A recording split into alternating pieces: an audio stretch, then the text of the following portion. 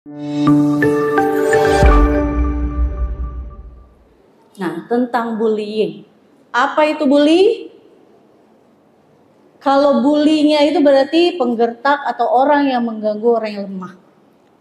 Bully itu selalunya orang menyakiti orang lain dengan tujuan untuk merendahkan orang itu atau menyakiti, atau yang penting orang itu gak senang deh. Pembuli itu adalah senang ngelihat orang susah, susah ngelihat orang senang. Berbau sebagai bercandaan, tapi sebenarnya adalah tujuannya penindasan, perpeloncoan, pengucilan, intimidasi, alienasi, isolasi. Jadi kalau ada nih di antara teman-teman kalian, yang satu orang ini bilang, jangan temenin si Anu, udah deh, jauhin aja dia. Itu udah bisa dikatakan sebagai bullying. Atau ketika kalian bertiga duduk, terus yang ngobrol hanya 2 orang, yang satunya dicuekin, itu juga bentuk pembulian. Karena dengan sengaja membuat orang itu ngerasa tidak diikutkan dalam percakapan itu. Itulah kenapa dalam hadis Rasulullah, kita nggak boleh kan berbicara hanya berdua, padahal kita lagi ada bertiga.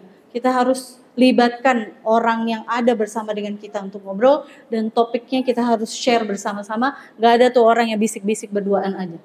Itu adalah bagian dari akhlak yang Rasulullah ajarkan kepada kita.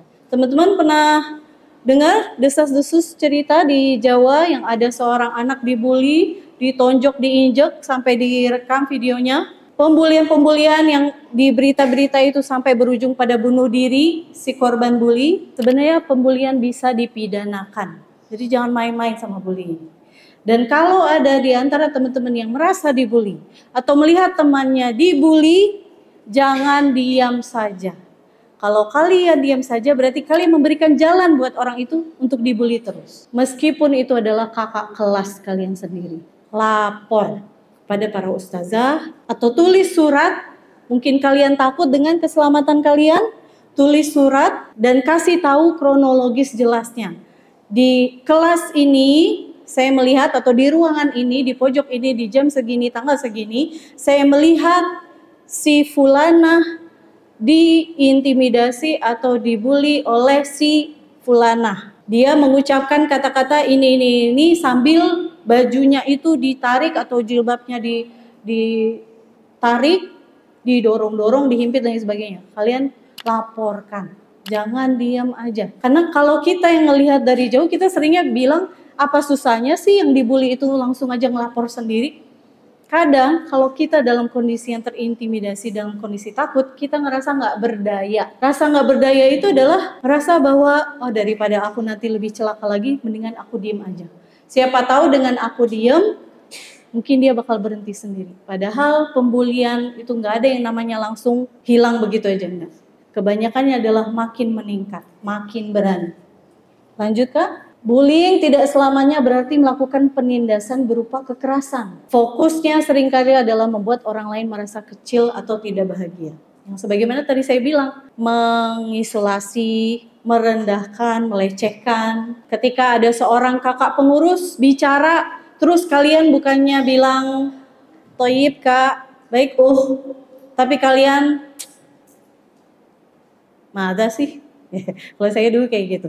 Dengan pengurus tuh misalnya adik kelas gitu ya, melecehkan kakak kelas itu adalah dengan apaan sih? Tidak ada respect, nyuekin, bahkan merendahkan. Itu adalah bentuk dari pembulian. Lanjut, wallahu alam ya, apakah di sini ada yang namanya pembulian atau tidak? Tapi yang perlu kalian camkan satu hal adalah, we can only give what we have. Tiap orang itu hanya bisa memberi apa yang dia punya. Kalau ada orang kerjanya adalah untuk nyusahin orang lain, berarti isi hatinya adalah susah. Kalau ada orang yang keluar dari mulutnya kata-kata kasar, yang nadanya selalunya melecehkan, yang pengennya mojokin orang, berarti yang di dalam hatinya adalah kebencian, dalam hatinya adalah rasa tidak suka. Karena sesungguhnya semua yang keluar dari mulut kita ini adalah refleksi dari apa yang terjadi di dalam dirinya. Pembuli itu adalah orang-orang paling insecure. Dia butuh nginjek orang lain untuk dia bisa berdiri tinggi. Itulah orang bully. Dan buat kalian yang dibully, gak usah ngerasa bahwa kalian misalnya lebih bodoh, kalian itu lebih nggak mampu, enggak. Justru karena kalian itu mencolok, kalian punya sesuatu yang pembuli nggak punya, makanya kalian dibully. Kalian punya sesuatu yang si pembuli nggak punya. Alias, si pembuli itu bisa jadi sirik dengan kalian.